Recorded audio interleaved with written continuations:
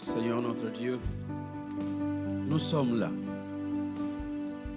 Nous sommes là en cet après-midi pour reconnaître ta majesté. Pour reconnaître qu'en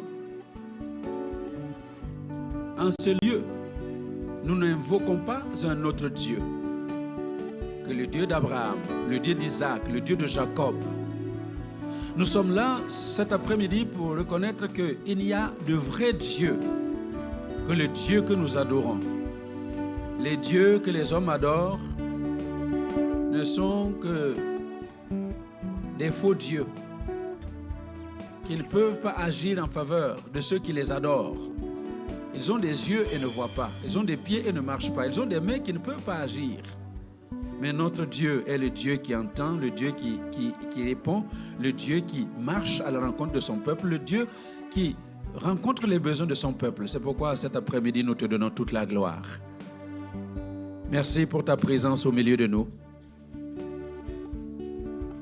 Prends la place qui te revient au milieu de nous et glorifie ton nom au milieu de nous. Glorifie ta parole au milieu de nous. Sanctifie ta parole au milieu de nous. Et que cette parole qui va être libérée aujourd'hui puisse être suivie de signes, de prodiges et de miracles qui l'accompagnent. Parce que ta parole, elle est puissante, elle est vivante, elle est tranchante. Elle est capable de changer le cours des choses dans la vie de ton peuple. C'est pourquoi nous te disons merci cet après-midi. Sois béni pour tout ce que nous recevrons de ta part, ce que nous vivrons avec toi. Quelqu'un est venu cet après-midi et a envie de repartir avec la victoire. Merci parce que chacun repartira avec la victoire qu'il attend de toi. Le malade repartira guéri. Celui qui est venu décourager repartira encouragé. Ceux qui sont venus troubler repartiront avec la paix. Ceux qui sont venus avec des questions repartiront avec des réponses. Et ta gloire va visiter ton peuple. Alors sois le bienvenu au milieu de nous. Saint-Esprit, prends la place qui te revient. Et nous donnons toute la gloire à notre Sauveur et Seigneur. Amen. Alléluia. Nous l'acclamons cet après-midi parce que c'est le Dieu vivant, c'est le Dieu présent, c'est le Dieu qui agit. Que son nom soit béni. Alléluia. Est-ce qu'il y a quelqu'un qui est heureux avec ce Dieu, qui peut se lever et l'acclamer, qui peut se lever et proclamer la grandeur de Dieu, qui peut se lever et manifester la présence de Dieu au milieu de nous? Acclame-le bien. Alléluia. Nous poussons des cris de joie et nous savons que nous servons le Dieu qui est capable de venir au secours de son peuple. Et cet après-midi, il a préparé une victoire. Il a préparé la victoire. Dis à ton voisin, Dieu a préparé la victoire pour toi. Dieu a préparé la victoire. La victoire sur tous les combats de ta vie. Dis-lui, la victoire sur tous les combats de ta vie. La victoire sur toutes les afflictions. Alléluia. Oh, gloire à Dieu. Nous acclamons le Seigneur. Alors, je sais que nous avons la joie de vous accueillir tous, particulièrement ceux qui nous visitent pour la première fois. Soyez les bienvenus. Que Dieu vous fasse du bien. J'ai aussi la joie de recevoir ma fille qui nous vient de Brazzaville. De gloire, Dorimène, commissaire de police de son état, mais servant Dieu de façon extraordinaire. Alors tout à l'heure, elle aura l'occasion de vous donner un autre témoignage, la suite de ce qu'elle a donné ce matin. Mais nous avons aussi la joie de recevoir Marina, que vous connaissez. Marina, tu crois que tu vas venir gratuitement comme ça? Monte ici. Alléluia. Marina, c'est notre fille qui termine ses études en Allemagne. Alors, viens, on va briser les chaînes. Alléluia. Cet après-midi, c'est l'après-midi où les chaînes doivent tomber. La consolation est une réalité. Dis à ton voisin, ta consolation est une réalité. Et cet après-midi, c'est l'après-midi de consolation. C'est une réalité. Alléluia. Ce n'est pas un rêve, c'est vrai. Quand Dieu promet, il donne. Et cette année, il a promis la consolation. Eh bien, c'est la réalité de la consolation que certains ont commencé à vivre depuis le début de l'année. Et d'autres vont vivre ça maintenant, en ce jour du 23 juin, jour de la fête nationale de Luxembourg. Eh bien, nous bénissons le Seigneur pour la victoire qu'il a préparée pour nous. Alléluia. Brise. Alors je vous invite à vous lever et nous allons briser les chaînes. Ce ne sont pas des slogans, c'est la réalité. Alléluia. Donc si vous êtes liés d'une manière ou d'une autre, vous-même vous savez que dans votre vie là, il y a des chaînes encore. Il faut les briser au nom de Jésus. Alléluia. Bon, alors juste une mise au point. J'espère que l'air conditionné est en marche. Hein? Tout est en marche. Voilà. Alors, vous avez laissé à 21, baisser juste peut-être d'1 degré pour que les gens ne soient pas en train de se ventiler alors qu'on a mis l'air conditionné. Alléluia. Et si vous avez peur du froid, ne restez pas à côté du radiateur. Parce que c'est ceux qui restent à côté du radiateur qui disent qu'il fait très froid et qui veulent qu'on augmente. Si tu as peur du froid, viens ici. Il y a de la place. Alléluia. Maintenant, nous, on baisse. 20, 19, c'est bon. Amen. Alléluia. Alléluia. Alors, prends la place. Dis à ton voisin, laisse-moi la place. Parce que je dois bouger. Amen. Fais-moi un peu de place. Parce que cet après-midi, je dois briser mes chaînes. Fais-lui comme ça, voisin. Laisse-moi un peu de place. Parce que je dois briser mes chaînes. Je dois m'étendre. Alléluia. Tu dois briser, tu dois briser. Amen. Come on, Marina. Dans le nom de Jésus, il y a une puissance dans le nom de Jésus. Il y a de la puissance dans le nom de Jésus pour briser les chaînes, briser les chaînes, briser toute chaîne, pour briser les chaînes, briser les chaînes, briser toute chaîne. Il y a de la puissance dans le nom de Jésus. Dans le nom de Jésus, il y a la puissance, dans le nom de Jésus.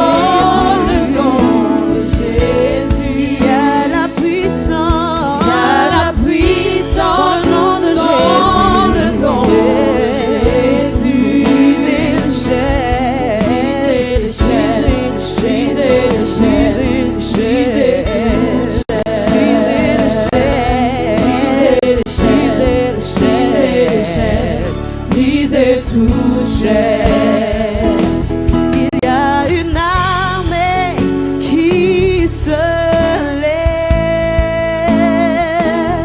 Il y a une armée qui se lève. Il y a une armée qui se lève pour briser les chaînes, briser les chaînes. Briser toute chaîne, pour briser les chaînes, briser les chaînes, briser toute chaîne. Il y a une armée, il y a une armée qui se lève.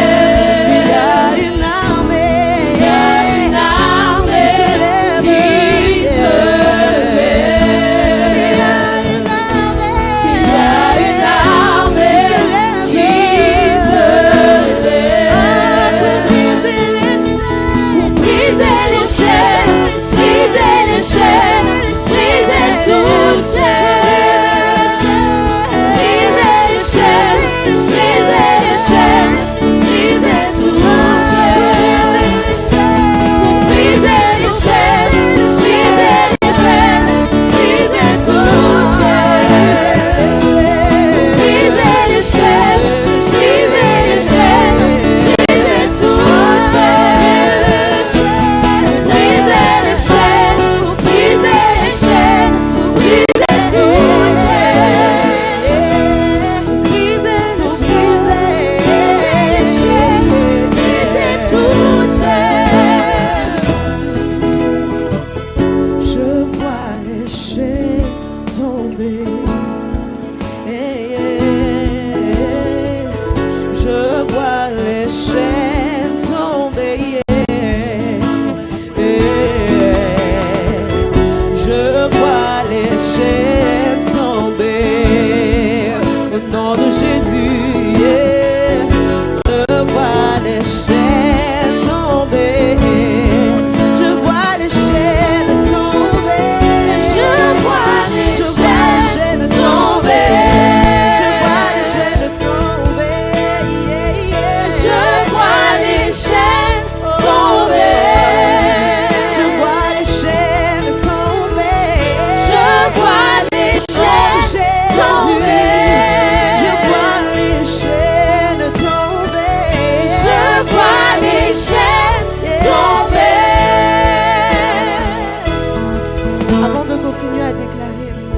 qu'on voit les chaînes tomber, j'aimerais juste partager une histoire qui se passe dans 2 Chroniques, chapitre 20.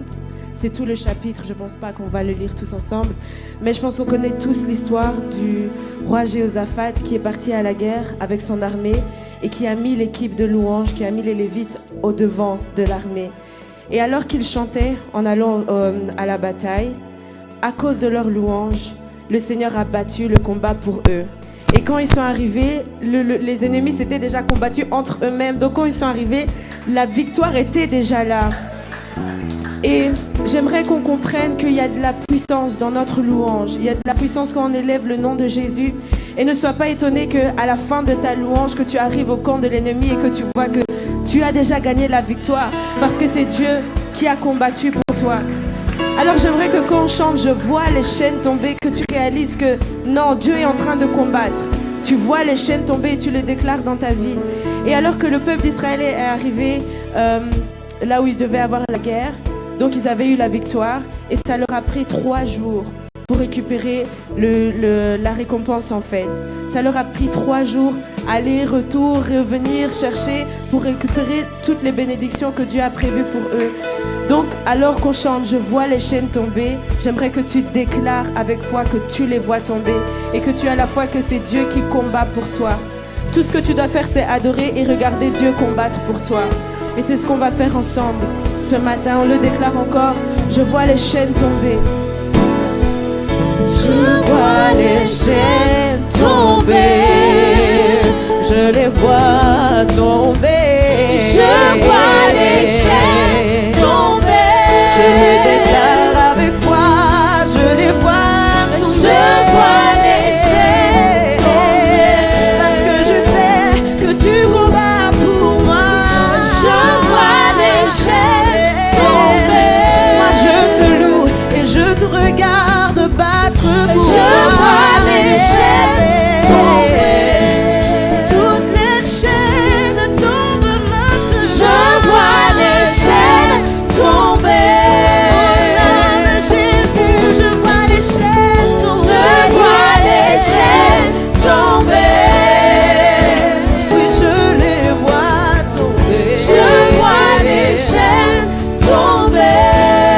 Briser les chaînes. Briser les chaînes, briser les chaînes, briser toutes Au chaînes. nom de Jésus. Briser les chaînes, Toutes les chaînes briser les tombent chaînes, maintenant. briser toutes chaînes. Dans le nom de Jésus. Briser les chaînes, Dans le nom briser de les chaînes, Jésus. briser toutes chaînes. Dans le nom de Jésus. Pour briser les chaînes, Dans le briser nom de les chaînes, Jésus. briser toutes Briser les chaînes. chaînes. Briser les chaînes. Briser les chaînes. Briser toutes chaînes. Briser les chaînes. Briser les chaînes. Briser toutes chaînes. Yes. Alléluia. Cet après-midi, nous brisons les chaînes de la maladie. Nous les brisons au nom de Jésus. Nous brisons les chaînes de la maladie au nom de Jésus. Les chaînes du cancer, nous brisons ces chaînes au nom de Jésus. Les chaînes de l'hypertension, nous les brisons au nom de Jésus. Les chaînes du diabète, nous les brisons au nom de Jésus. Les chaînes de la stérilité, nous les brisons au nom de Jésus. Les chaînes de la mort, nous les brisons au nom de Jésus. Les chaînes du chômage, nous les brisons au nom de Jésus. Les chaînes de toutes sortes de choses qui vous accablent, nous les brisons aujourd'hui au nom de Jésus. Et je vous libère. Soyez libres. Reçois ta libération au nom de Jésus. Reçois ta libération aujourd'hui. Et que le nom du Seigneur soit béni dans la vie du peuple de Dieu. Et tout le peuple de Dieu dit Amen. Amen, amen, amen, amen, amen. Gloire à Dieu. Que son nom soit béni. Alléluia. Merci beaucoup. Gloire à Dieu. Alors, le temps est passé. Hein. Voilà, merci beaucoup. Retournez à votre place et on va méditer la parole de Dieu pendant quelques moments. Et puis, nous aurons le temps de prier les uns pour les autres. Amen. Gloire à Dieu. Alors, bienvenue à tous ceux qui sont nous ont rejoints cet après-midi pour le culte. Ah, que le nom du Seigneur soit béni. Alléluia. Je vois Daniel, c'est ça? Tu es seul ou vous êtes accompagné? Ah, ok. Bienvenue. Hein? Eliora n'est pas venu aujourd'hui. D'accord. Amen. Gloire à Dieu. Alors, j'aimerais que nous nous appliquions à entendre ce que Dieu a à nous dire cet après-midi. Parce que Dieu a une parole. Si vous n'étiez pas là ce matin, je vous encourage à prendre le DVD du culte de ce matin que Pasteur Marlène a donné sur Actes chapitre 12. Ça va vous faire beaucoup de bien. Amen. Alors, c'est... Ah ben voilà. Vous savez de quoi je vais parler. Consoler pour consoler. Consoler pour consoler. Et sans nous concerter, Pasteur Marlène a parlé dans le même flot. Et c'est pourquoi ceux qui étaient là ce matin vont recevoir un plus. Et vous qui n'étiez pas là ce matin, je vous encourage à prendre la fondation depuis le départ pour vivre dans ce que nous allons donner cet après-midi. Amen.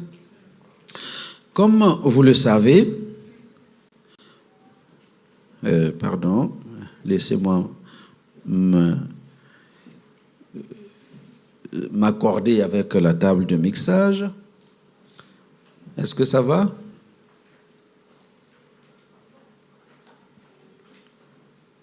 Voilà, merci. Cette année, 2019, Dieu nous l'a donnée comme étant l'année de la consolation. L'année de la consolation, année pendant laquelle Dieu va certainement visiter son peuple. Et il y en a plusieurs qui ont déjà été visités depuis le 1er janvier jusqu'à maintenant. Et il y a certains qui attendent encore la visitation particulière de Dieu. Et il nous a donné des déclarations que je m'en vais vous inviter à déclarer avec moi ce matin. Et voilà, on peut se lever encore une dernière fois pour déclarer ces choses ensemble, que vous connaissez déjà. Il y en a qui le connaissent par cœur, et tant mieux pour vous. Pour ceux qui ne connaissent pas par cœur, nous déclarons à haute et intelligible voix. Parle de sorte à t'entendre. Et pour que ton voisin t'entende, pour que le diable t'entende, pour que tout ce qui t'accable puisse l'entendre. Le ciel doit t'entendre cet après-midi. La terre doit t'entendre. Alors nous déclarons ensemble, consolez, consolez mon peuple, dit votre Dieu, et criez-lui que sa servitude est finie, que son iniquité est expiée. 2019, c'est l'année de ma totale consolation. Attendez, dis à ton voisin. 2019. Et puis, regardez-moi. Dites-lui, c'est l'année de ma totale consolation. On ne parle pas de quelqu'un d'autre. On ne parle pas du voisin. On ne parle pas du pasteur. Non, c'est moi. Ma totale consolation. Pourquoi? On continue. Le Père des miséricordes et le Dieu de toute consolation me consolera dans toutes mes afflictions, toutes mes détresses, mes tristesses, mes angoisses et mes intercertitudes du passé ont pris fin en 2018. Écoutez-moi bien. Depuis 2019, janvier que nous sommes en train de lire ces choses-là, il y en a qui se disent, mais j'ai l'impression que les histoires de 2018 continuent à me suivre. Est-ce que ce n'est pas ce que certains se disent? Vous avez l'impression que ça continue. Dis à ton voisin, ce n'est qu'une impression. Parce que ces choses ont pris fin en 2018. Alléluia. Amen. Vous qui êtes nés en ville, vous ne connaissez pas la réalité de comment on tue un serpent. Vous avez écrasé la tête du serpent. Revenez 10 minutes après. Qu'est-ce qui se passe? La queue est encore en train de faire des mouvements. Et les enfants qui ne savent pas que le serpent est mort, et les femmes qui ont peur des serpents, quand elles voient les trucs, le serpent, il est mort. Dis à ton voisin, le serpent est déjà mort. Sa tête est écrasée. Donc toutes ces choses s'arrêtent en 2018. 2019, c'est une nouvelle saison. Alléluia. Nous poursuivons. Je suis le choix de Dieu. Attendez. Pose la question à ton voisin. Est-ce que tu sais que tu es le choix de Dieu? Il y en a qui se regardent dans le miroir, qui disent, mais c'est quoi ce nez-là? Regardez les lèvres là, on dirait les oreilles, c'est quoi ça? Tu es le choix de Dieu. Tu n'as pas besoin de Botox. Allô? Je sais que beaucoup ne savent pas ce que c'est que le Botox. Vous savez? Vous connaissez pas? Vous connaissez, hein? Il y en a qui ne connaissent pas. Dis à ton voisin, tu n'as pas besoin de Botox. Tu es le choix de Dieu. Tu es bien comme tu es. Joli. Très beau. Et très belle pour les femmes. Alléluia. Et il continue. Il ne me rejette point. Alors, je ne crains rien, car mon Dieu est avec moi. Il me fortifie. Il vient à mon secours. Il me soutient de sa droite triomphante. Je suis gravé dans le creux de sa main. Les bontés de l'Éternel ne sont pas épuisées. Ses compassions ne sont pas à leur terme. Elles se renouvellent chaque matin. Pour moi, en 2019, alléluia, chaque matin, bonté de l'Éternel. Lundi matin, bonté de l'Éternel. Mardi matin, bonté et compassion de l'Éternel. Mercredi matin, chaque matin, ça se renouvelle pour toi. Je traverserai les eaux, mais je ne serai pas englouti, même si tu ne sais pas nager. Dis à ton voisin, même si tu ne sais pas nager, tu ne seras pas englouti. Alléluia. Je traverserai le feu, mais je ne serai pas brûlé. Même si tu n'as pas de combinaison de pompier, le feu ne te brûlera pas. Car l'Éternel est mon sauveur. Ce dont mes oreilles avaient entendu parler depuis des années. Qu'est-ce que tu n'as pas entendu parler depuis des années? Dieu guérit, Dieu sauve, Dieu bénit, Dieu fait ceci, Dieu fait cela, Dieu a fait, Dieu a ça. Tu as entendu toutes ces choses-là. Qu'est-ce qu'on dit? Mes yeux le verront en 2019. Alléluia. Tes yeux, ce ne sont pas les yeux de ton voisin, ce sont tes propres yeux. Dis à ton voisin, dis-lui, tes yeux, tes deux yeux là, tes deux yeux vont voir ça en 2019. C'est pourquoi, cieux, réjouissez-vous. Terre, sois dans l'allégresse. Montagne, éclatez en cris de joie, car l'Éternel console son peuple. C'est pour cela qu'en 2019, je refuse de demeurer dans le passé. Dis-lui, sors du passé. Dis à ton voisin, sors. Dis-lui, sors vite. Sors du passé. Alléluia. On m'a violé quand j'étais petite, ça c'est le passé. On m'a maudit quand j'étais enfant, ça c'est passé. Mon oncle m'a dit que je ne réussirai jamais, ça c'est passé. Ma tante m'a dit qu'en Europe là tu vas... Ça c'est le passé. On a dit que dans notre famille personne ne se marie, ça c'est le passé. Même si tu es marié, tu n'auras pas des enfants, ça c'est le passé. Ne reste pas dans le passé. Alléluia. Alors que mon Dieu a déjà tout effacé. J'essuie mes larmes. Dis à ton voisin, essuie tes larmes. J'essuie mes larmes.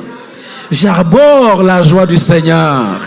Je saisis ma totale consolation et j'avance dans la vie avec assurance. Quelqu'un veut-il avancer dans la vie? Avance avec moi. Avance dans la vie avec assurance. Alléluia. Avance dans la vie avec assurance. Tu vas y arriver. Alors, merci Seigneur pour 2019. Amen. Alléluia. Voilà les promesses que Dieu a libérées pour nous. Vous pouvez vous asseoir. Depuis le 31 décembre 2018. Dans la nuit du 31 décembre au 1er janvier, c'est ce qu'il nous a donné. Donc la consolation. La consolation, je vous ai dit qu'elle est une réalité. Et Dieu nous donne d'être consolés pour que nous puissions être une consolation pour les autres. Alors, il y a 3 points que je vais développer dans ce message. Mais aujourd'hui, je vais juste vous donner le premier. Alléluia.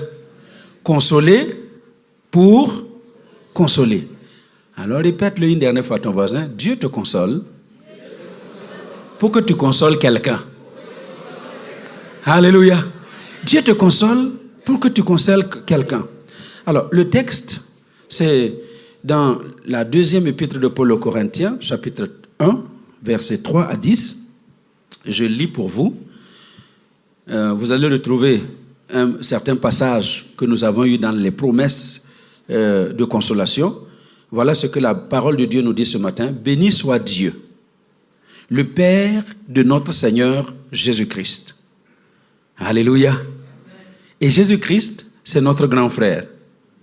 Si Jésus est notre grand frère, qui est son Père pour nous? Il est notre Père. Donc, béni soit Dieu, mon Père à moi. Le Père des miséricordes et le Dieu de toute consolation, qui nous console dans toutes nos afflictions, afin que, par la consolation dont nous sommes l'objet de la part de Dieu, nous puissions consoler ceux qui se trouvent dans quelque affliction.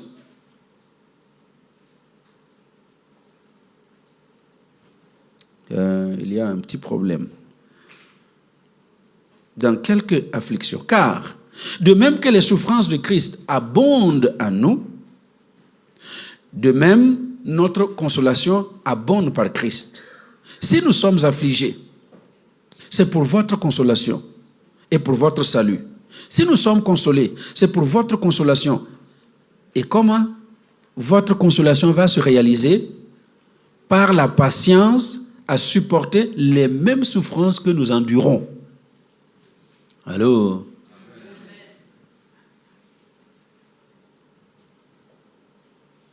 Et notre espérance à votre égard est ferme.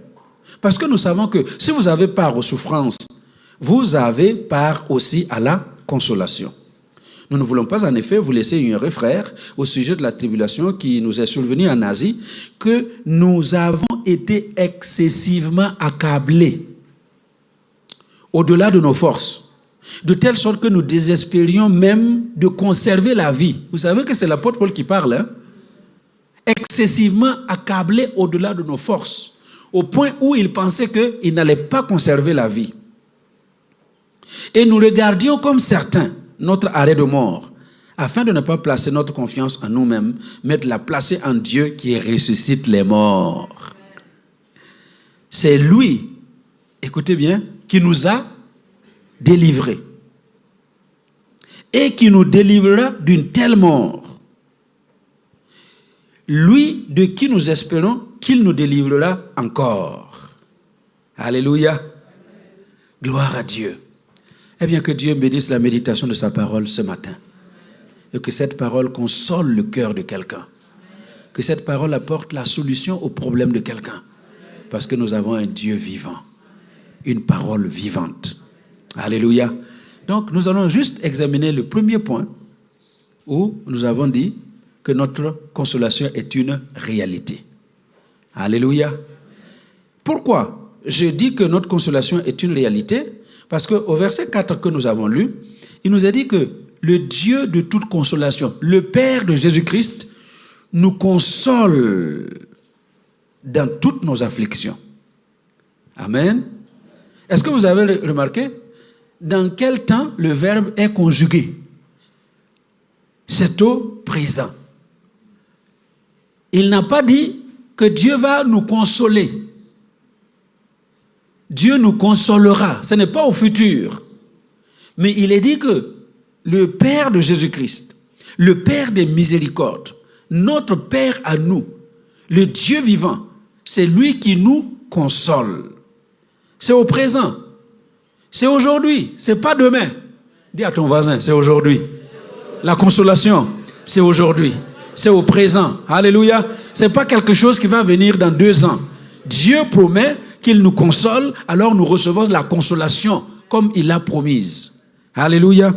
C'est aujourd'hui. Ce n'est pas demain. Et qu'est-ce qu'il ajoute? Non seulement la consolation se passe maintenant, mais il s'agit de consolation de toutes nos afflictions, toutes les souffrances que tu endures. Qu'est-ce que tu n'endures pas comme souffrance? Qu'est-ce que la vie ne t'impose pas comme difficulté? Il y en a qui ont des difficultés physiques, des difficultés psychologiques, des difficultés morales. Il y en a qui ont des afflictions de relations. Partout où vous tournez, vos relations vous abandonnent. Il dit qu'il s'agit de toutes nos afflictions. Il n'y a pas d'exception. Demande à ton voisin, tu es dans combien d'afflictions aujourd'hui? Hein? Non, écoutez, quand je vous dis de poser la question, ce n'est pas juste pour faire semblant. Quand vous avez posé la question, attendez-vous à une réponse. Allô? Comment vous allez poser une question et vous n'attendez pas de réponse? Qu'est-ce qu'il vous a dit? Est-ce qu'il a une affliction d'abord? Est-ce qu'il en a plusieurs? Est-ce qu'il a une souffrance quelque part dans sa vie? Il dit, Dieu est capable de nous consoler dans toutes nos afflictions. Il n'y a pas d'exception. Croix rouge. Si tu trouves quelque part où on dit que Dieu n'est pas capable d'intervenir, mensonge. Parce qu'il n'y a pas un seul domaine de ta vie où Dieu ne peut pas intervenir. Dans n'importe quel domaine de ta vie, il est capable d'intervenir. Il suffit seulement qu'il se lève. Alléluia. Et quand Dieu se lève, ses ennemis s'enfuient. Quand Dieu se lève, ils viennent contre toi par un chemin et ils vont prendre la fuite en débandade par ce chemin. Alléluia. Sans exception. Donc, si tu es là ce matin avec une souffrance quelconque dans ta vie, une affliction quelconque, il faut savoir que tu es à la bonne place. Parce que nous prions le Dieu qui est capable de consoler et qui a promis qu'il console. Ce n'est pas qu'il consolera. Alléluia. Et vous avez constaté qui est l'auteur de notre consolation. Ce n'est pas le pasteur Adama. Il y en a qui pensent que, voilà, si je peux seulement atteindre tel prophète, si je peux aller dans telle église, j'aurai la solution à mon problème. Et c'est comme ça que vous avez des gens qui quittent Luxembourg, qui vont au Nigeria, parce que là-bas, il y a des pasteurs ouins, et dès qu'ils vont partir, ils vont trouver la solution à leurs problèmes. Il y a des chrétiens qui quittent Luxembourg, l'Europe, la France, la Belgique, l'Allemagne, pour aller en Israël, parce que là, c'est la terre promise. Quand tu vas te baigner dans le Jourdain, les choses vont se passer. Et vous savez quoi? Ils vont à Lagos, ils reviennent avec leurs problèmes. Ils reviennent avec plus de problèmes. Parce qu'ils reviennent pauvres. On les a dépouillés. Il faut semer, il faut déposer, vous déposez, vous posez, vous déposez, vous posez. Et puis tu reviens. J'en ai entendu, hein, quand ils reviennent, pasteur, ce sont des escrocs. Là, j'ai dit, c'est bien fait pour toi. Là, vous ne me reconnaissez pas. Hein? Non, il y a des gens, je suis content de ce qui leur arrive. C'est vrai, hein? Je ne veux pas vous mentir. Quand vous avez 10 000 euros, au lieu de donner là pour qu'on bâtisse notre complexe, vous envoyez chez je ne sais pas quel prophète pour qu'il vous aide à sortir de votre problème. Et au contraire, vous voyez que le problème s'aggrave. Vous venez me voir, pasteur, moi, escroqué 10 000 euros. J'ai dit, c'est bien fait pour toi.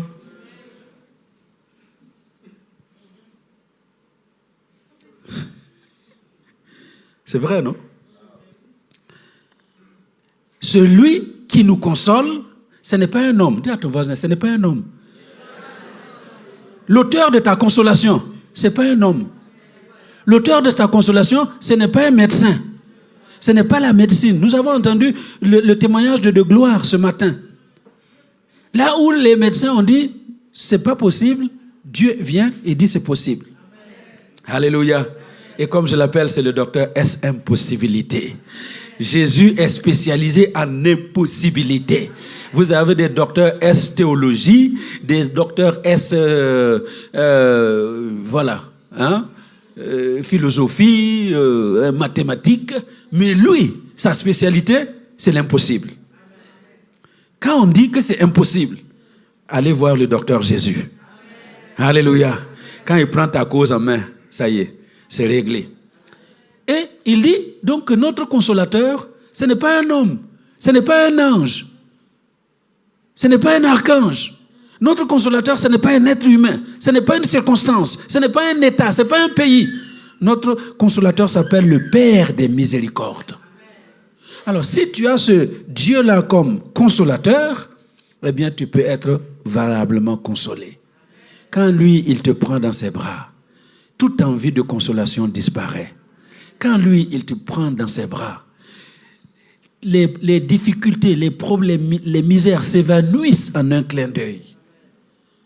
Est-ce que vous savez qu'en une nuit, en un clin d'œil, Dieu peut changer le cours de ta vie? Là où les autres doivent prendre 5 ans, 10 ans, 15 ans, 20 ans pour arriver, toi, en une nuit, Dieu agit et puis te voilà. Je connais un certain jeune homme, Joseph, qui a connu ce qu'il a connu. On l'a jeté dans le puits, on l'a vendu comme esclave, il s'est retrouvé en prison. Il était dans la prison. La seule issue qui lui restait, c'était peut-être l'exécution un jour. Et vous savez quoi? Là où les gens prennent des années pour faire un combat politique. Hein? Pour être premier ministre dans un pays, c'est un combat. Hein? Les gens s'engagent dans la politique. Oh, moi, je suis du Parti socialiste. Oh, moi, je suis du Parti libéral. Et puis, ils sont là. Ils distribuent élection après élection. Et un beau jour, ça y est, tu deviens premier ministre. Joseph n'a rien fait de tout ça. Il est tranquille dans sa prison. Et puis, un matin, on vient, on lui dit, sors, lave-toi. Non, il n'avait même pas de plus beaux habits. On lui a amené les beaux habits. On lui a amené les habits. Tiens, mets-toi ces habits. On va aller voir le roi. Oh, qu'est-ce qui se passe? Pourquoi on veut aller voir le roi? Est-ce que c'est le dernier jour de ma vie? Quand il va voir le roi, il y a un problème. Et il n'y avait personne qui était en mesure de résoudre ce problème. Dis à ton voisin, tu es la solution à un problème dans la vie. Tu es sur ce... Écoutez, et ça, je vous l'ai dit de la part de Dieu. Chacun d'entre nous ici, tu es là, sur cette planète, pour résoudre un problème que personne d'autre ne peut résoudre. Personne. Aucun sage, aucun intelligent, aucun médecin, parmi tous les gens que vous connaissez, qu'on dit qu'ils sont illuminés, personne ne peut résoudre ce problème-là sauf toi. Donc tu es sur cette planète, tu occupes la place que tu occupes parce qu'il y a un problème que toi seul peux résoudre. Et le jour où tu vas résoudre ce problème, tu as résolu ta bénédiction. Alléluia. Joseph sort de la prison et il arrive, il interprète le rêve de Pharaon et de la prison, on l'a installé comme premier ministre du plus puissant pays de l'époque. Est-ce que vous m'entendez? C'est le Père des miséricordes qui est capable d'opérer de telles choses. Et je peux vous assurer que vous qui êtes en train de m'écouter aujourd'hui et ceux qui sont en train de nous suivre, il y a quelque chose que Dieu est en train de préparer pour votre vie qui va dépasser tout entendement, qui va confondre les gens qui vous ont connus jusqu'ici. Il y a des choses que Dieu va opérer dans votre vie, des choses glorieuses. Quand on les dira et quand les gens verront, ils seront confondus. Parce que cela vient de notre consolateur qui s'appelle le Père de toute consolation. Alléluia. Ce Dieu-là, ce Dieu, quand il intervient pour consoler, waouh, il console vraiment bien. Est-ce que vous m'entendez? On l'a défini comme le Père des miséricordes. La miséricorde, c'est la bonté de Dieu. C'est-à-dire que tu n'as pas besoin de faire de gros efforts pour mériter la consolation qu'il va te donner. Allô? Dans sa miséricorde, dans sa compassion pour vous, pour moi, il intervient, il opère le miracle. Parfois même là où tu as failli. Allô? Donc c'est pour dire à quelqu'un cet après-midi, ne dis pas, oui, tu parles de consolation, pasteur, je veux bien.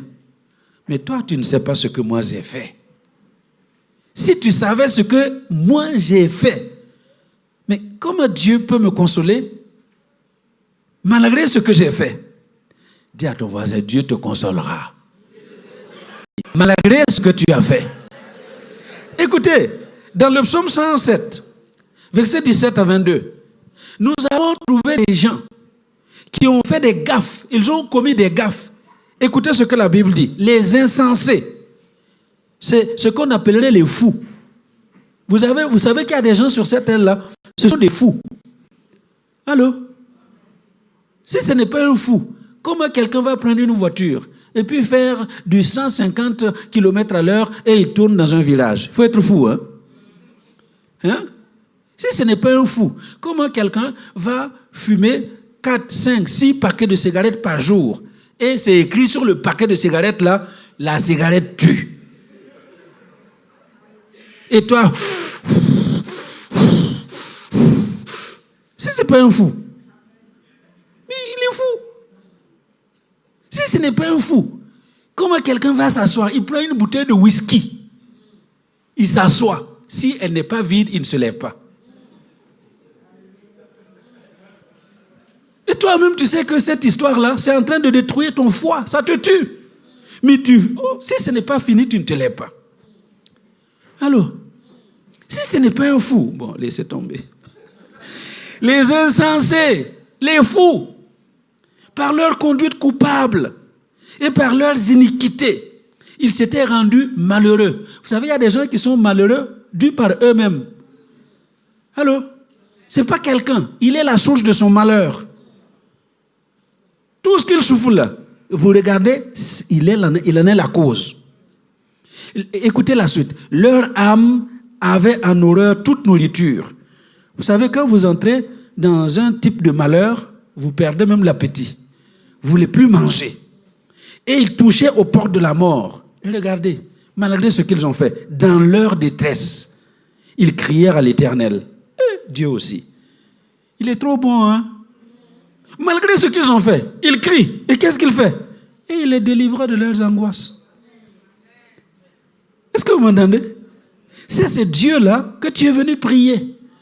Donc tu as commis des gaffes, tu as fait des choses, tu as été fou, mais tu viens crier à l'Éternel, il va te les livrer de tes angoisses, il va te consoler.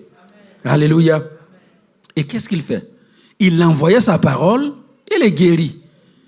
Donc les fous ont cessé d'être fous. Ils sont devenus des citoyens honnêtes. Il les fit échapper de la fosse. Qu'ils louent l'Éternel pour sa bonté et pour ses merveilles en faveur des fils de l'homme. Qu'ils offrent des sacrifices d'action de grâce et qu'ils publient ses œuvres avec des cris de joie. Alléluia. C'est lui, l'auteur de notre consolation. Donc, quel que soit ce que tu as fait, il faut savoir que la consolation est une réalité pour toi aussi. Amen. Alors, deuxième chose, donc, notre consolation est une réalité et cette consolation que Dieu nous donne, c'est pour que nous puissions consoler les autres. Et c'est ce que nous avons vu au verset 4. Pour que, par notre consolation, nous puissions aussi consoler les autres. Alors,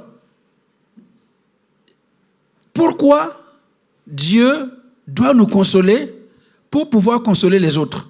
Et pour nous consoler, il y a des situations par lesquelles nous devons passer.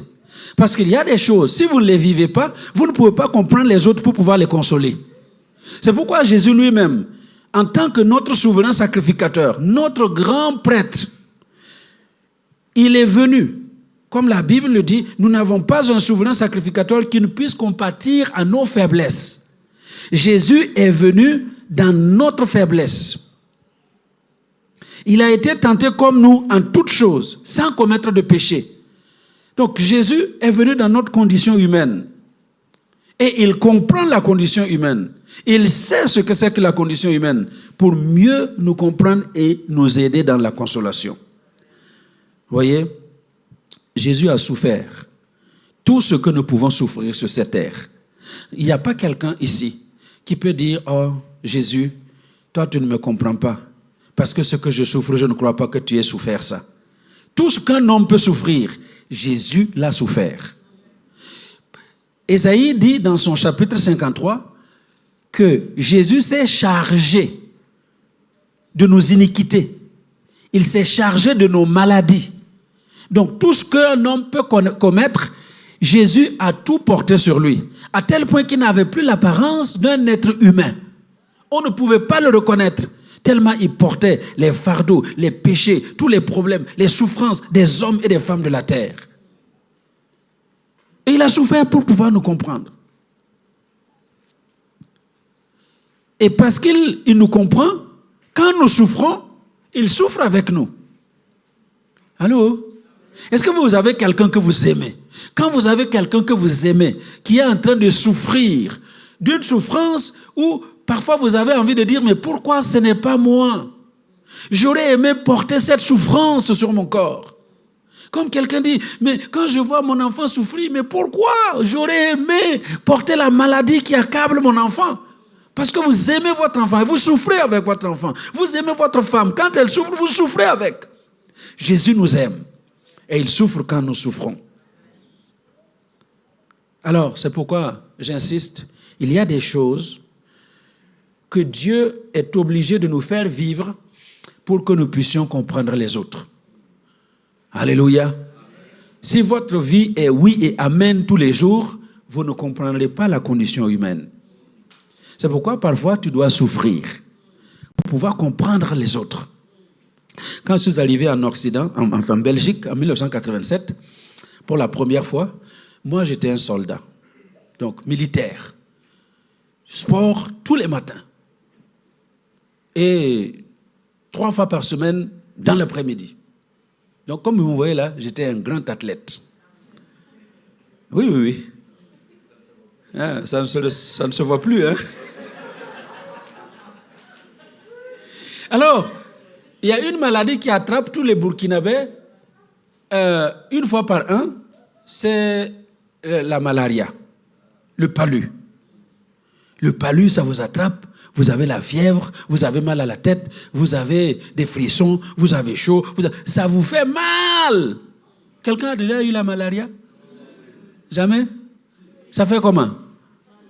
Ça fait mal, hein? Mais moi, quand ça commençait dans ma vie, là, à Ouaga, vous savez ce que je faisais? Je me mettais en tenue de sport. Et puis je fais une course, 5 km. 5. Décrassage. Toc, toc, toc, toc, toc, toc. 5 km. Je transpire. Et quand je reviens, je prends ma douche. Le palu est fini. Donc, j'arrive ici en Occident, au milieu des petits Européens. Ce sont des jeunes là de 20 ans, 21 ans, 19 ans. Bon, et moi, j'en avais 33. Donc, j'arrive là, je les vois. Et moi, je suis arrivé en novembre. Donc, l'hiver commençait. Alors, et puis, je les vois. Ah, j'ai la grippe. Et ils sont là couchés, comme si c'était la mort. Je dis, mais c'est quoi ces petits Européens faiblards comme ça? La grippe, c'est... Lève-toi, cours 5 km et puis c'est fini. La grippe. Il faut même leur apporter à manger dans leur chambre. Ah, je les trouvais vraiment trop faibles. Jusqu'au jour où...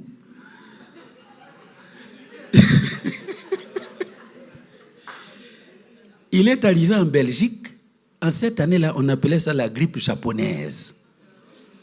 Donc déjà, grippe belge, c'était compliqué. Quand ça vient avec des yeux bridés, c'est encore plus grave. Donc c'était la grippe japonaise. La grippe japonaise est arrivée et la grippe japonaise m'a attrapé. Ah! Donc j'ai dit non, ça c'est le palu. Donc je me suis mis en sport. Je suis allé courir. J'ai couru. Et au fur et à mesure que je courais, ça faisait plus mal encore. J'ai dit, c'est quoi ce palu-là qui résiste à ma course? J'ai couru. Quand je reviens, je suis malade à la mort. Alors là, la nuit, j'ai dit, Seigneur, bon, j'ai confessé tous les péchés.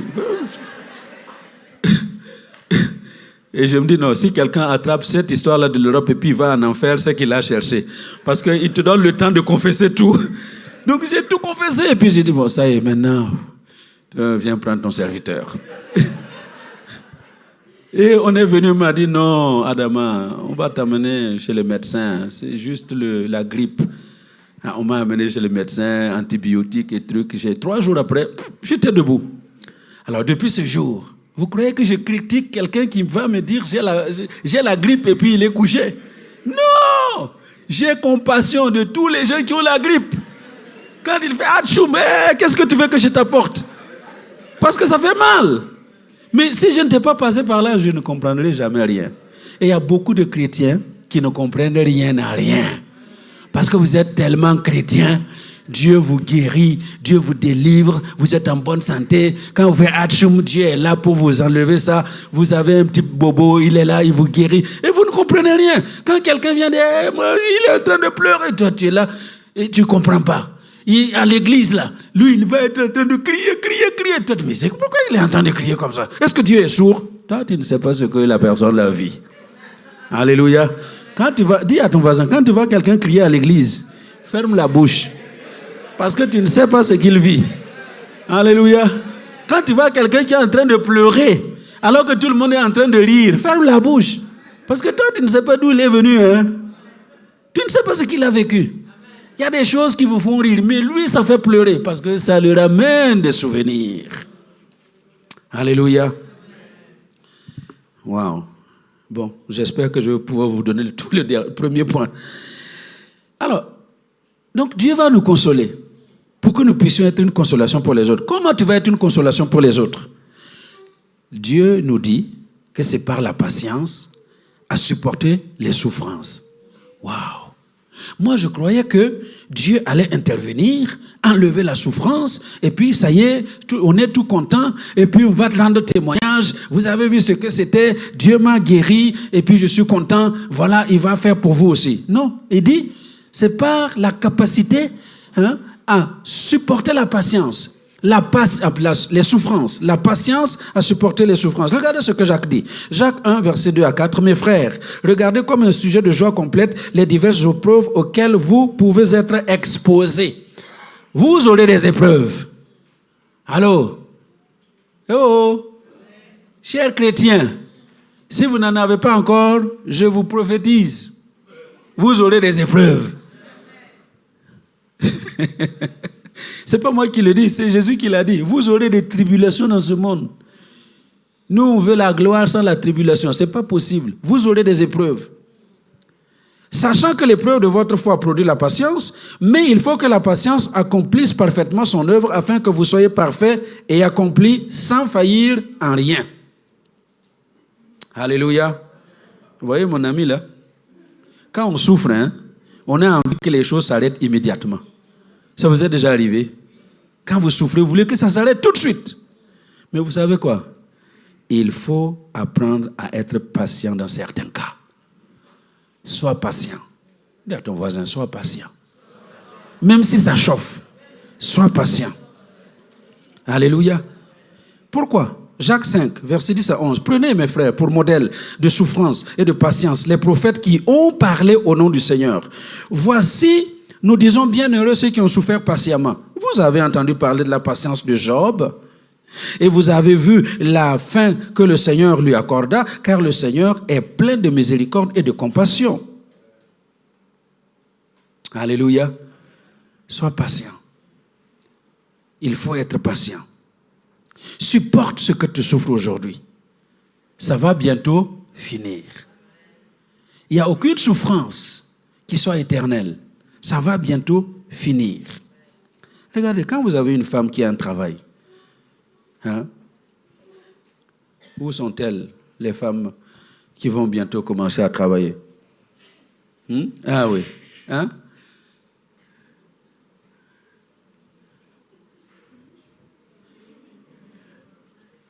Patricia, lève-toi un tout petit peu pour qu'on voit comment c'est. Voilà. J'avais vu quelqu'un d'autre, non? Qui? Ah, Magali. Oui, lève-toi aussi. Oui, Ingrid. Vous voyez? Waouh! Aujourd'hui, c'est pas facile, hein? Non, c'est très facile. Fastoche. C'est pas facile. Hein? Hier, Patricia était chez le médecin. Et puis, ça fait des angoisses. N'est-ce pas? C'est difficile. La femme qui attend l'accouchement, et quand le jour du travail va arriver, c'est pas difficile, hein, mesdames? Non? C'est difficile? Bon, moi, j'ai jamais accouché, alors donc je n'en sais rien. Hein? Mais quand le jour du travail arrive, c'est la souffrance. Il y en a qui se battent pendant des heures. Mais quand le bébé, comme vous voyez là, vous voyez sa bouche, ouais! Quand le bébé commence à crier, est-ce que la femme se souvient encore de cette peine qu'elle a eu à mettre au monde? Non. C'est pourquoi j'aimerais vous encourager. Soyez patients. Soyez patients. Soyez patients. Bientôt, vous allez oublier ces temps de souffrance. Alléluia. Merci beaucoup. Et puis, bon, vous connaissez comment la chenille se transforme en papillon. Hein? Dans le cocon pendant des semaines, voire des mois. Et puis, quand vous voyez, si ils ont mis à la loupe la sortie du papillon de son cocon. Quand vous voyez comment le jeune papillon sort du cocon, ça doit faire mal. Donc il se bat, il y a une aile qui sort. Vous voyez que c'est pénible, mais il va se battre pour sortir une aile, pour sortir l'autre aile, pour sortir... C'est compliqué. Mais très bientôt, le papillon sera dehors et les scientifiques, les enfants vont courir dans les prés. Ouais, j'ai vu un papillon, un papillon. Alléluia. Très bientôt, ça va finir. Mais vous savez quoi? Si vous commettez l'erreur de dire, ah, le papillon là, je vais l'aider à sortir. Vous essayez d'aider le papillon à sortir. Qu'est-ce que vous allez faire? Vous allez le tuer. Parce qu'il faut qu'il souffre jusqu'au bout de la souffrance et qu'il sorte pour être le papillon qui doit voler. Dis à ton voisin, toi aussi, il faut que tu souffres jusqu'au bout de la souffrance. Et quand tu vas sortir, tu vas pouvoir voler. Alléluia. Donc n'aie pas peur de souffrir jusqu'au bout de la souffrance.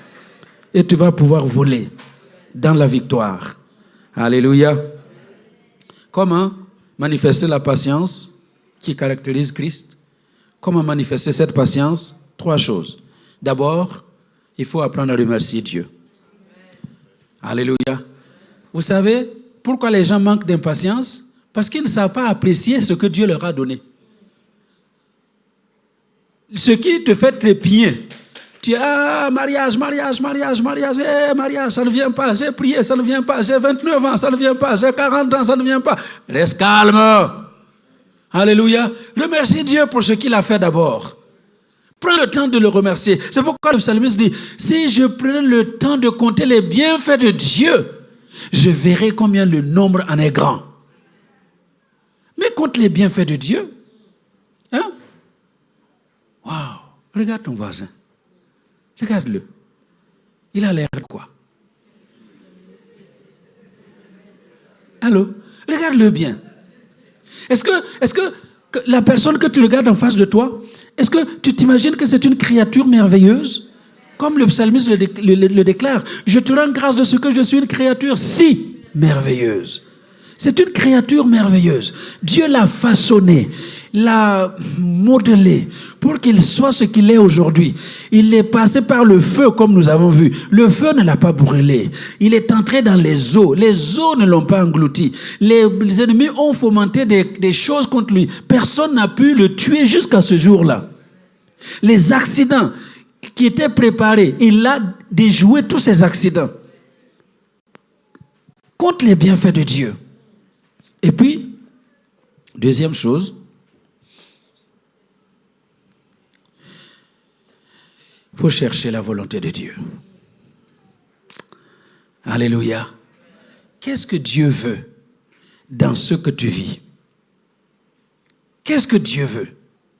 Si tu pries pour une chose et tu as l'impression que la chose n'arrive pas, qu'est-ce que Dieu veut dans cette chose-là?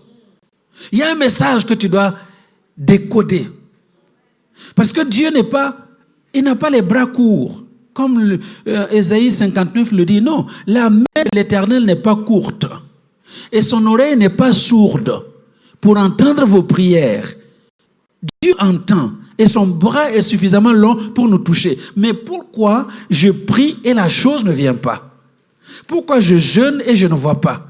Il faut chercher qu'est-ce que Dieu veut dans cette situation. Alléluia. Qu'est-ce que Dieu veut? Vous voyez? Il faut chercher.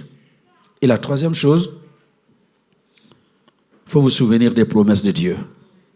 Pasteur Marlène l'a répété encore ce matin.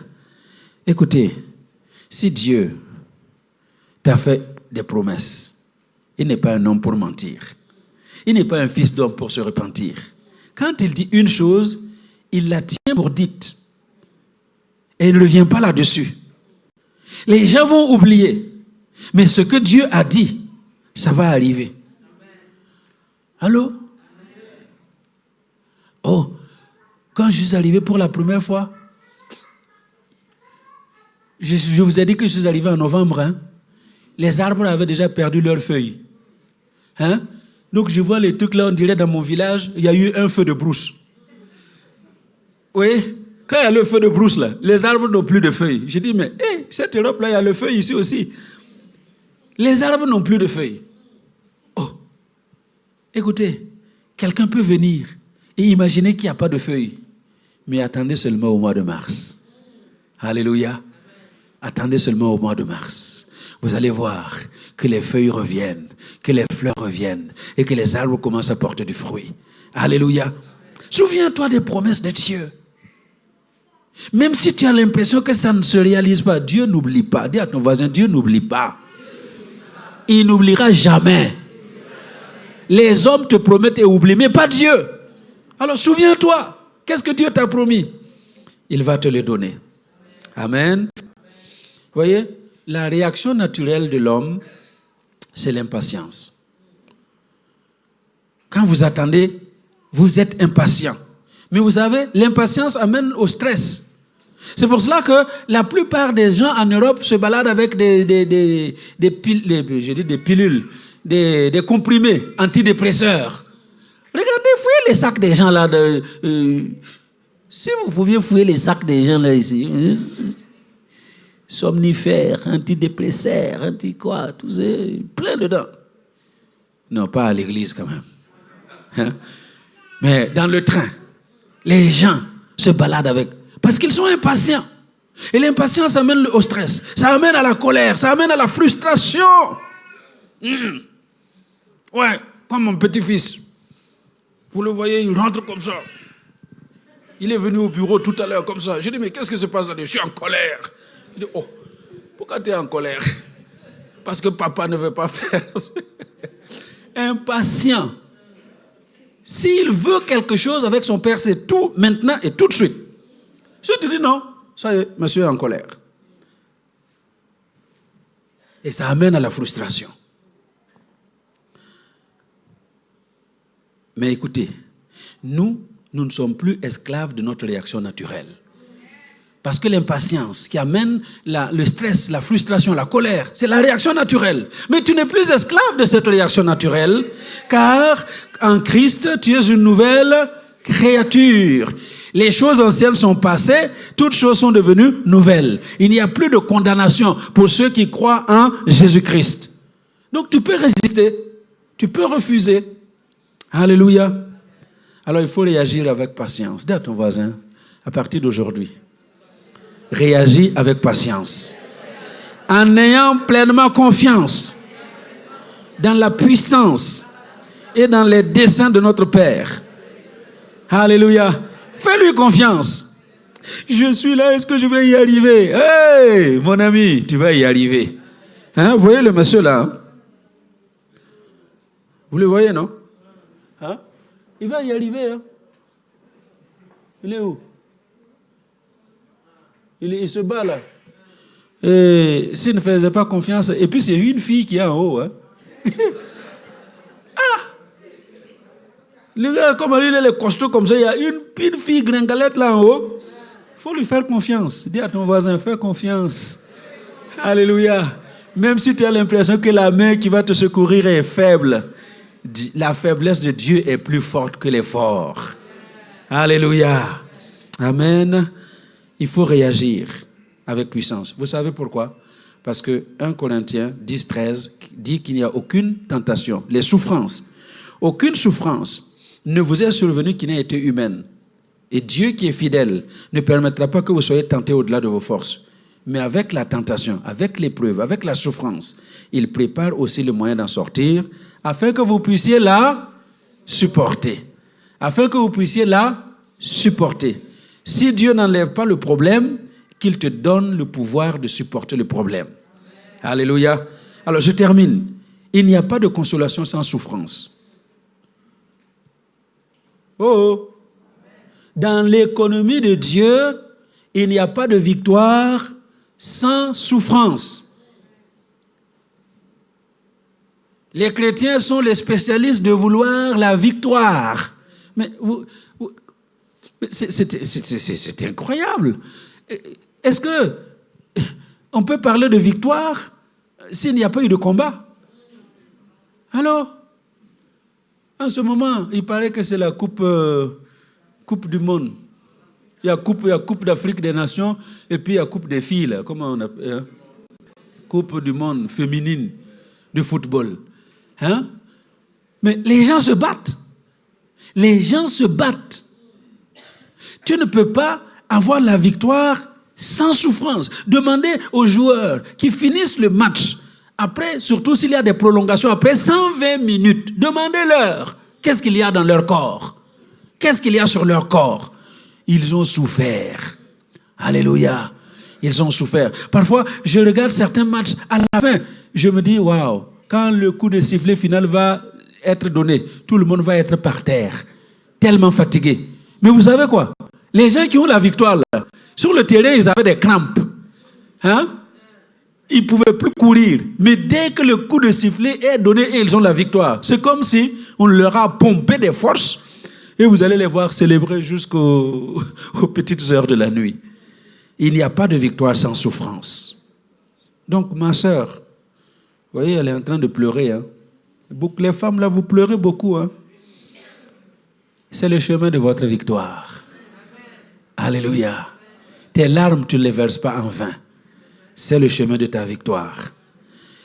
Jésus l'avait dit, Luc 24, verset 26, Jésus leur dit, ô homme sans intelligence, et dont le cœur est lent à croire tout ce qu'ont dit les prophètes, ne fallait-il pas que le Christ souffrît ces choses et qu'il entrât dans sa gloire? Donc, il fallait qu'il souffre. D'abord, dans l'économie de Dieu, il n'y a pas de gloire sans combat. Oh! Pas de gloire sans combat. C'est impossible. Si vous voulez la gloire, il faut combattre. Quel écrivain l'a dit? À vaincre sans péril, on triomphe sans gloire. Oh, je vois qu'il n'y a pas de littéraire dans la maison. À vaincre sans péril, on triomphe sans gloire. Si vous avez du péril et vous avez le combat, alors vous allez savourer la gloire. Amen. Demandez au monsieur avec les cheveux tressés là. Et peut-être que c'est lui qui a eu la victoire. Hein? Il s'est retrouvé avec peut-être une dent en moins, le nez, voilà, bien visité, mais c'est le chemin de la gloire.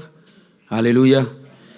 Acte 14, 22, quand ils eurent évangélisé cette ville et fait un certain nombre de disciples, ils retournèrent à la Lystre, à Icône et à Antioche, fortifiant l'esprit des disciples, les exhortant à persévérer dans la foi et disant que c'est par beaucoup de tribulations qu'il nous faut entrer dans le royaume de Dieu.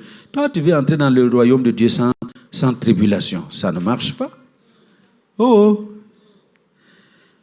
Dans l'économie de Dieu, troisième chose, il n'y a pas de couronne sans croix. Pas de couronne sans croix. Christ a expérimenté la chose. La croix d'abord, la couronne après. Jésus-Christ, existant en forme de Dieu, n'a pas regardé comme une proie arrachée d'être égal avec Dieu, mais il s'est dépouillé lui-même en prenant une forme de serviteur, en devenant semblable aux hommes. et ayant paru comme un simple homme, il s'est humilié lui-même, se rendant obéissant jusqu'à la mort, même jusqu'à la mort de la croix. Et parce qu'il a fait cela, c'est pourquoi Dieu aussi, Dieu aussi, parce qu'il a fait ça, Dieu aussi l'a souverainement élevé et lui a donné le nom qui est au-dessus de tout nom, afin qu'au nom de Jésus, tout genou fléchisse dans les cieux, sur la terre, sous la terre, et que toute langue confesse que Jésus-Christ est Seigneur, à la gloire de Dieu le Père. Alléluia. Écoutez-moi bien. Dieu te délivrera avant la mort. C'est ce que le passage que nous avons lu au verset 10 dit. Dieu nous délivre de cette mort. Il va te délivrer avant la mort. Le psaume 120, le psaume 34, verset 20, vous connaissez. De nombreux malheurs atteignent souvent le juste. Mais l'Éternel l'en délivre toujours. Quel que soit le malheur qui t'accable aujourd'hui, Dieu va te délivrer.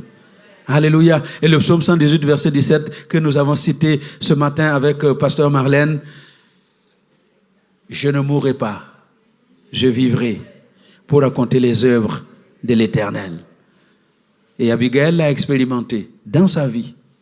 Quand, en 2007, elle était couchée pendant quelques mois à l'hôpital.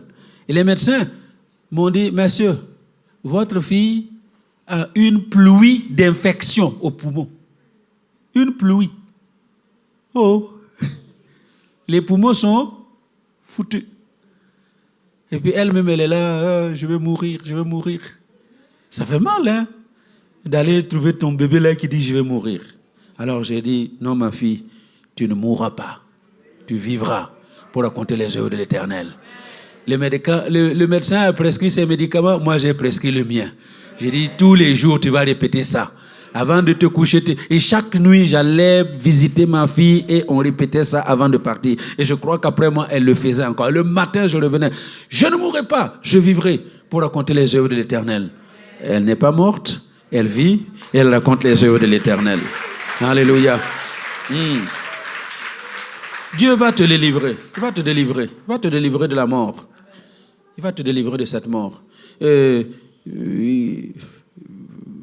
Pasteur Marlène m'a relaté l'histoire de cette maman qui avait un enfant malade. L'enfant malade qui est mort à l'hôpital. C'est un bébé, hein? Des jumeaux. Il y en a un, voilà. L'autre est mort et puis on a amené à la morgue. Et vous savez, ça va vite, hein? À la morgue. Allez, madame, c'est terminé. Et puis elle arrive comme une folle. Elle prend son bébé. Elle dit, mon bébé n'est pas mort. Mon bébé n'est pas mort. Elle se met à courir avec le bébé. Et ce sont les gens de la morgue là qui couraient derrière. Mais vous savez, je vous dis, quand vraiment vous avez la rage au cœur contre ce que le diable a fait, ben, personne ne peut vous arrêter. Les gens étaient derrière. Ils couraient pour l'arrêter, pour retirer l'enfant. Et au milieu de sa course, l'enfant se met à pleurer. Alléluia. L'enfant se met à pleurer. On peut arrêter que c'est fini pour toi, mais n'arrête pas. Alléluia. Dis à ton voisin, n'arrête pas. Prends ton bébé. Si c'est toi-même, prends-toi et cours. Prends-toi et cours. Prends ton bébé au cours, parce qu'il ne mourra pas. Il vivra pour raconter les œuvres de l'Éternel. Soyez bénis au nom de Jésus. Alors, le temps étant passé, je vous invite à vous lever. Donc, notre consolation est une réalité. Voilà, la consolation est une réalité. Je voudrais que vous preniez quelqu'un que vous ne connaissez pas encore. Voilà, faites le tour. Prenez quelqu'un que vous ne connaissez pas et vous allez prononcer pour cette personne la consolation qui est une réalité. Voilà, vous pouvez vous déplacer, allez prendre quelqu'un que vous ne connaissez pas, ou avec qui vous n'avez pas l'habitude de prier. Tu ne la connais pas, hein? Merci. Voilà. Voilà. Ne restez pas seul, ne soyez pas trois, deux. Qui est seul? Qui est seul? Je vais trouver quelqu'un pour vous. Ok. Alors, merci. Papa Kofi est seul. Papa Henri est seul. Papa Didier est seul. Hein? Ok. Bon, Papa Didier, tu vas prier avec Henri? Comme ça, vous connaissez bien, mais pas trop, quoi. Voilà. Qui est seul? Qui est encore seul? Il n'y a pas quelqu'un qui est seul dans la salle? Ok, Kofi, tu viens, nous, on va prier. Voilà. Alors donc, cet après-midi, qu'est-ce que j'ai dit pour commencer? La consolation est une réalité. Voilà, on n'a pas le temps de demander qu'est-ce qui est... Mais quand même, dites une de vos afflictions, parce que Dieu veut nous consoler dans nos afflictions. Ne prenez pas 5, 6, une. Ce qui est la plus grosse affliction de votre vie. Dites à votre partenaire et il va déclarer en votre faveur la consolation de Dieu. Vous me comprenez? Voilà. Okay.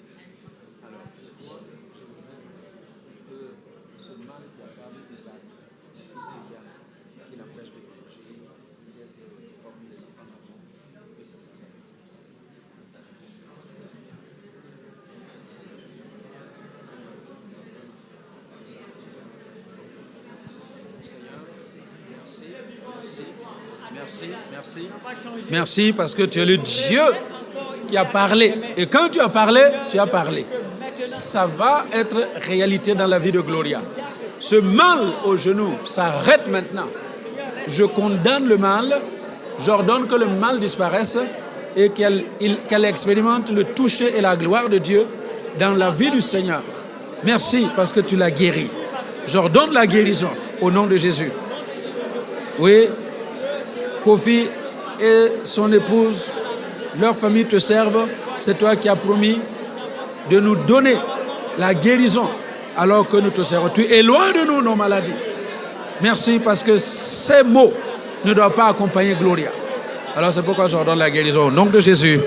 Amen, amen, amen, amen. Alléluia. Amen. Gloire à Dieu. Alléluia. Alors acclame le Seigneur qui t'a libéré et qui te donne de voir sa gloire. Au nom de Jésus. Amen. Alors soyez bénis. Alors vous savez quoi? Ce dont je vous ai parlé, vous pouvez vous asseoir 2 minutes. Ce dont je vous ai parlé, nous avons dit que cette consolation vient du Père. De qui? Père des miséricordes, le Père de Jésus-Christ, qui est notre grand frère. Donc son Père, c'est mon Père. Alléluia. Mais si Jésus-Christ n'est pas votre grand frère encore, parce que pour qu'il soit votre grand frère, la Bible dit qu'il faut se donner à lui. Si vous, jusqu'ici, vous avez conduit votre vie vous-même, vous seul, lui, il se définit comme le seul chemin. Alors si tu confesses de ta bouche le Seigneur Jésus, si tu crois dans ton cœur que Dieu l'a ressuscité des morts, alors tu seras sauvé. Mais aussi longtemps que tu n'as pas confessé, Jésus n'est pas ton grand frère. Alors si quelqu'un veut confesser Jésus comme son sauveur, comme son Seigneur ce matin, pour qu'il devienne notre grand frère, pour que nous puissions expérimenter la consolation qu'il donne à ses enfants, eh bien, je vous inviterai à vous lever, à venir rapidement. Je vais prier pour vous avant de terminer notre culte. Même si le temps passe, ça c'est le meilleur moment. Que celui qui veut inviter Jésus à devenir le patron de sa vie, eh bien, peut se lever et venir. Merci mon ami. Merci beaucoup. Merci. Merci. Merci. Que Dieu te bénisse. Que Dieu te bénisse. Merci. Merci.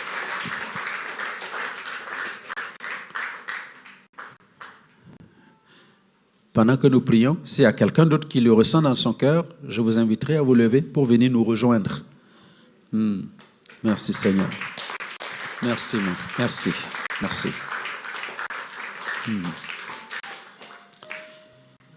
Voilà. Et pendant que nous prions, Si vous sentez dans votre cœur que Jésus n'est pas votre grand frère et vous voulez l'inviter à devenir votre grand frère, vous pouvez toujours vous lever venir. Merci beaucoup. Merci. Merci. Gloire à Dieu. Merci mon ami. Merci. Alléluia. Est-ce que vous voulez juste répéter cette prière après moi? Et pendant que nous répétons cette prière, si vous sentez que vous avez besoin d'inviter Jésus à devenir le grand frère de votre vie, vous pouvez toujours vous joindre à nous. Répétez cette prière après moi. Seigneur Jésus, merci. Tu m'as amené dans ta maison pour me parler. J'ai entendu ta parole. Et aujourd'hui, je reconnais que tu n'es pas mon grand frère parce que je ne t'ai jamais invité à entrer dans ma vie. C'est pourquoi aujourd'hui, je te demande de prendre les rênes de ma vie, de me conduire là où tu veux, comme tu veux. Je promets de me soumettre à ta parole. Et aujourd'hui, je te reçois comme mon sauveur, comme mon Seigneur. Merci parce que tu m'accueilles dans ta maison en tant que grand frère. Merci Jésus. Amen. Amen. Moi, je vais prier pour vous. Seigneur, merci pour mes bien-aimés qui se sont avancés. Ce n'est pas devant un homme qu'ils se tiennent, c'est devant le Seigneur des Seigneurs. Alors, je prie qu'il y ait un avant 23 juin dans leur vie et un après 23 juin dans leur vie. Qu'ils expérimentent à partir d'aujourd'hui le changement radical qui a pris place dans leur vie. Alors, soyez bénis. Que la main du Seigneur vous accompagne dans la victoire. Que là où il n'y avait pas de porte, les portes s'ouvrent.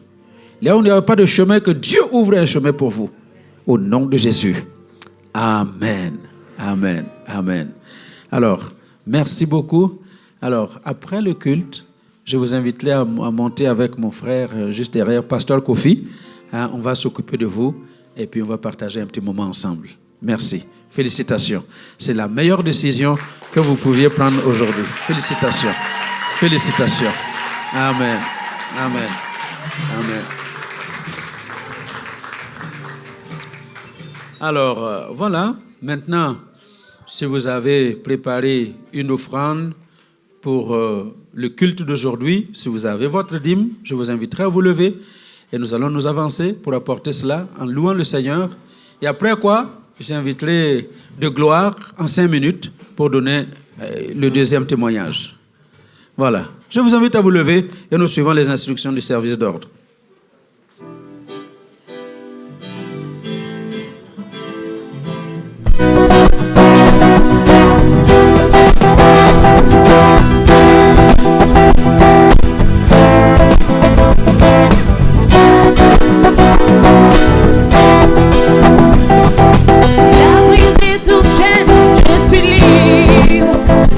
Juste les louer, simplement les louer.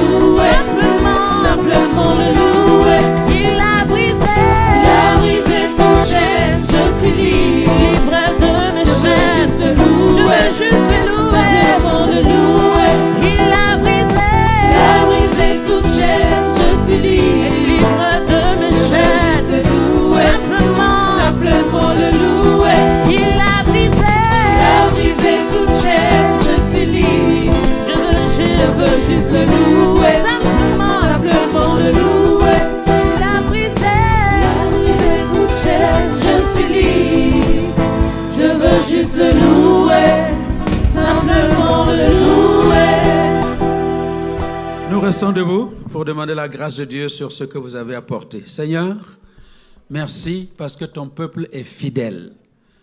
Il apporte dans ta maison dîmes et offrandes. En retour, je prie que tu le bénisses. Que tu bénisses tous ceux qui travaillent, qu'ils prospèrent dans leur travail, qu'ils aient des promotions dans leur travail, qu'ils évoluent dans leur travail, que les hommes et les femmes d'affaires prospèrent dans leurs affaires, que tous ceux qui veulent entreprendre réussissent dans leurs entreprises et que celui qui n'avait pas de travail trouve un bon travail, signe un contrat à durée indéterminée et voit la gloire de Dieu dans ses finances. Soyez bénis au nom de Jésus.